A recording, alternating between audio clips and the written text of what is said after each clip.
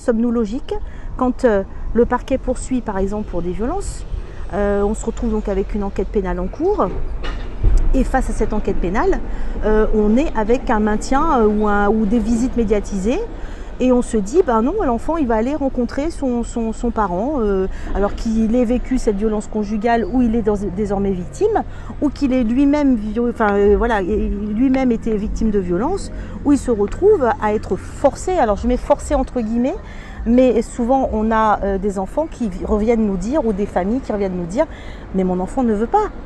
L'enfant ne veut pas, il est tout petit, il fait des crises de colère. Madame, qu'est-ce que je fais? Est-ce que je le force? Ben non, on ne force pas un enfant.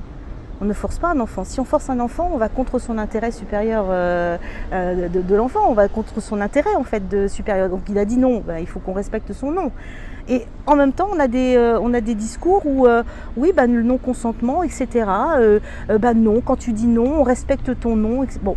Alors, il faut qu'à un moment donné, on ait un discours logique, que tout le monde ait ce discours très logique de dire, bah, si l'enfant a dit non, alors on va regarder, alors on met un pédopsychiatre sur le coup, on met des professionnels qui savent détecter, parce que souvent on dit, oui, mais la mère, elle influence l'enfant, elle instrumentalise l'enfant, etc. Bah, on a envie de dire, mais pas dans 100% des cas. Prenons cette parole en compte en fait. C'est important si l'enfant ne veut pas aller voir son autre parent parce que le parent a été violent avec lui ou parce que le parent a été violent avec sa maman.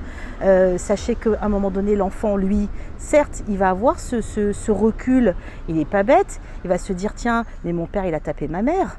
Donc moi je protège ma mère, je protège ma maman.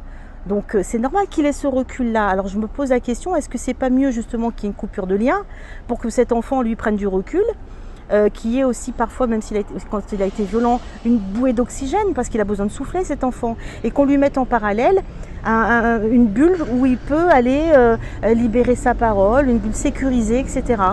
Là où on aura la parole de l'enfant. Je pense que ça demande un peu plus de profondeur. Et on sait qu'à l'heure d'aujourd'hui, il y a un manque de moyens. Les enquêteurs manquent de moyens, donc ça nous fait peut-être des rapports, voyez, on n'a peut-être pas tous les éléments là-dedans, mais franchement, l'enfant mérite à ce que tout ça soit soigné, les rapports, et puis bon, ben, voilà, cette profondeur des entretiens qu'il peut avoir avec les professionnels. Je ne pense pas qu'un enfant mérite que ce soit bâclé.